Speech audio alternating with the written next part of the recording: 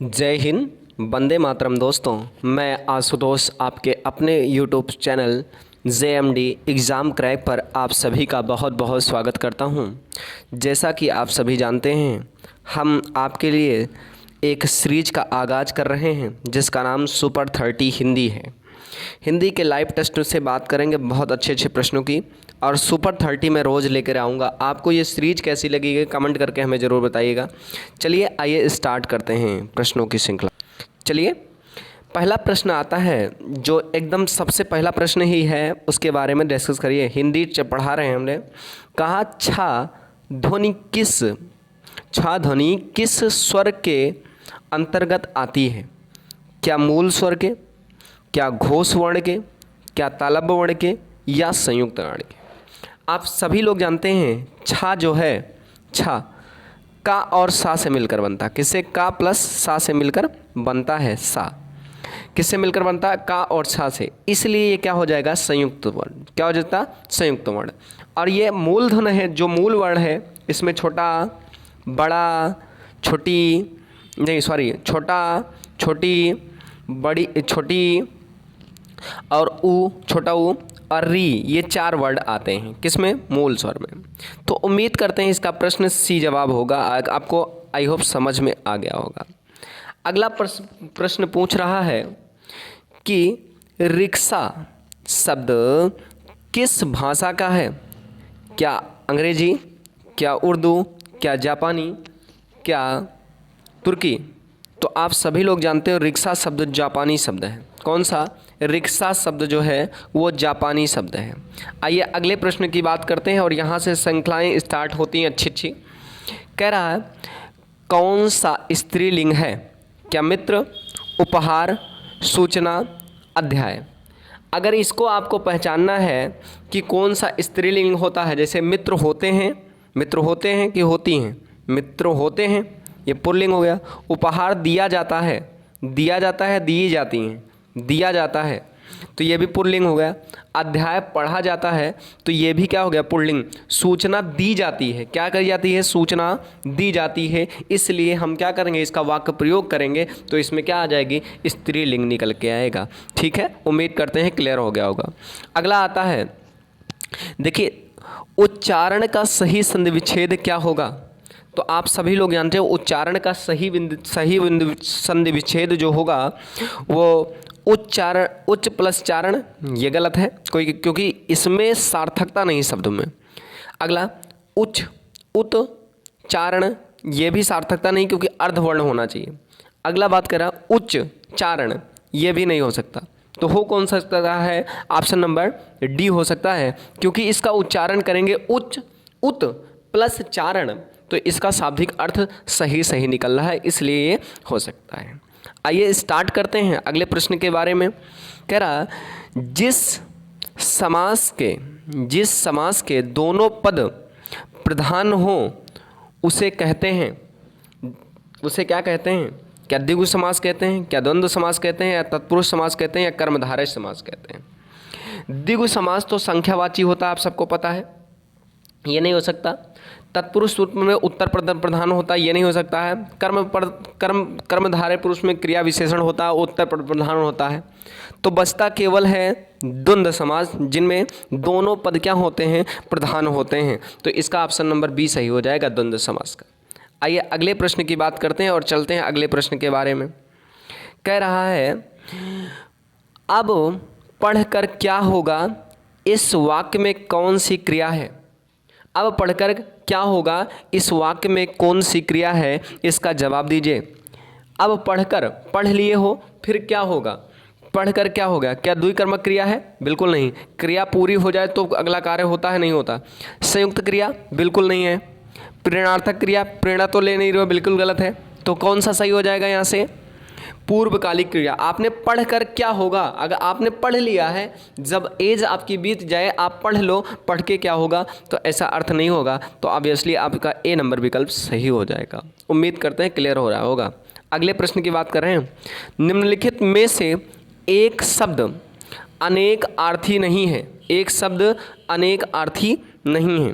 निम्नलिखित में एक शब्द अनेकार्थी नहीं है। कौन सा है? क्या पत्र, क्या मुद्रा, क्या पुस्तक या दंड? कौन सा अनेकार्थी नहीं है? तो आप सभी लोग जानते हैं पुस्तक का अनेकार्थी नहीं है, पुस्तक अनेकार्थी नहीं है। अगला क्या कह रहा है?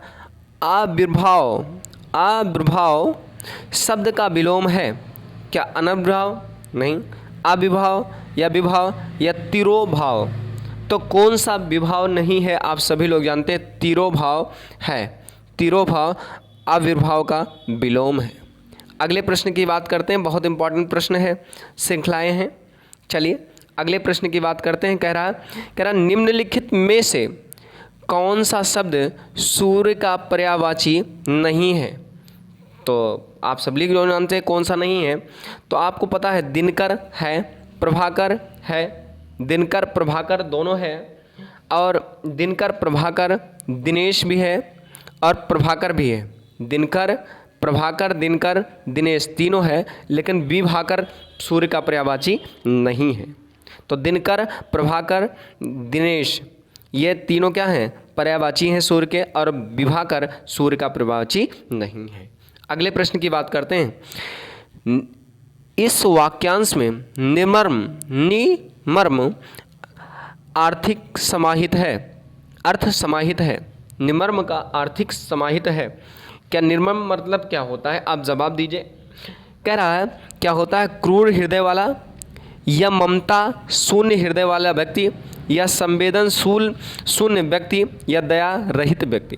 तो आप जानते हैं निर्मम का मतलब होता है जिसके पास ममता नाम की कोई चीज़ नहीं है, तो वो कौन सा हो जाएगा? निर्मम हो जाएगा। क्या हो जाएगा? निर्मम। बी, ऑप्शन नंबर विकल्प बी हो जाएगा। अगले प्रश्न की बात करते हैं, और सुपर इंपॉर्टेंट प्रश्नों की सीरीज को हम थोड़ा सा स्टार्ट करते हैं यहाँ से। अगला प्रश्न पूछ रहा है मुदरी का तत्सम क्या होगा? मुदरी का तत्सम क्या होगा? तो आप सभी लोग जानते हैं मुद्री का तत्सम जो होता है वो मुद्रिका होता है, लेकिन पहले मुद्री ये भी नहीं हो सकता, मुदरी नहीं हो सकता, मुद्रिका नहीं हो सकता, तो क्या हो सकता? मुद्रिका हो सकता है। क्या हो सकता है? मुद्रिका हो सकता है। अगला कह रहा प्रश्न शुद्ध वर्तनी वाला शब्द है। क्या ईर्षा, क्या ईर्षा, क्या ईर्षा, क्या ईर्ष्या? तो शुद्ध वर्तनी का अगर शब्द बात करेंगे तो आप सभी लोग जानते हो विकल्प नंबर डी ईर्ष्या आपका सही हो जाएगा। चलिए अगले प्रश्न की बात करते हैं और समझने का प्रयास करते हैं आज की। चलिए अगले प्रश्नों की बात करते हैं, और इसमें एक गद्यांश आया है। निम्नलिखित अनुच्छेद को पढ़कर उस पर आधारित प्रश्नों का उत्तर दीजिए। पहले आप इस गद्यांश को खूब अच्छे से पढ़िए, फिर प्रश्नों के जवाब को हम समझने का प्रयास करते हैं। आइए पहले गद्यांश को पढ़ा जाए। कह रहा कोई भी समाज शून्य में जीवित नहीं रह सकता।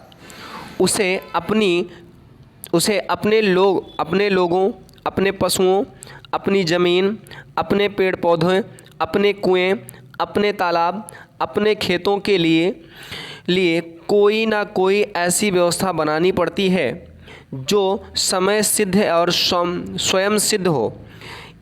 काल के किसी खंड विशेष में समाज के सभी सदस्यों के साथ मिलजुल कर जो व्यवस्था बनती है उसे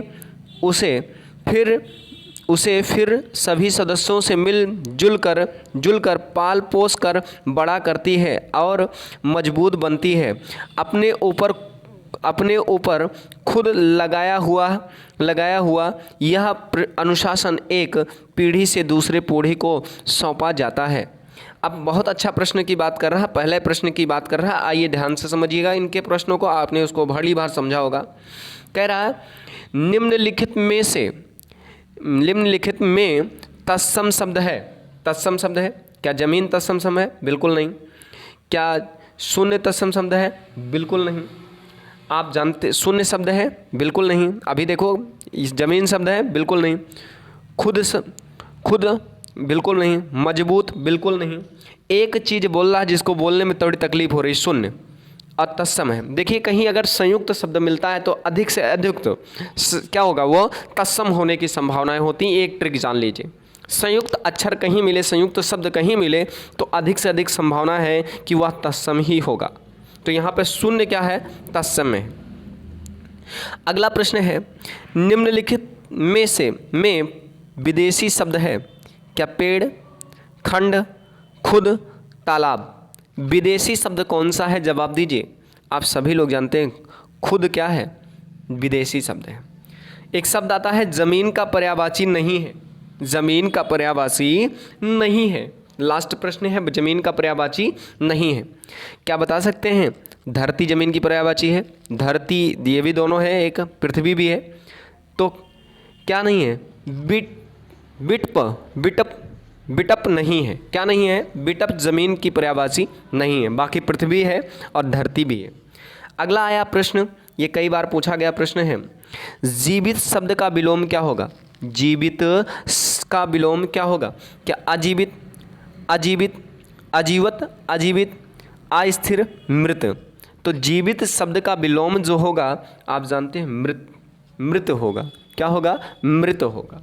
अगला ध्यान दीजिएगा, निम्नलिखित विकल्पों में से शुद्ध वाक्य को चयनित कीजिए।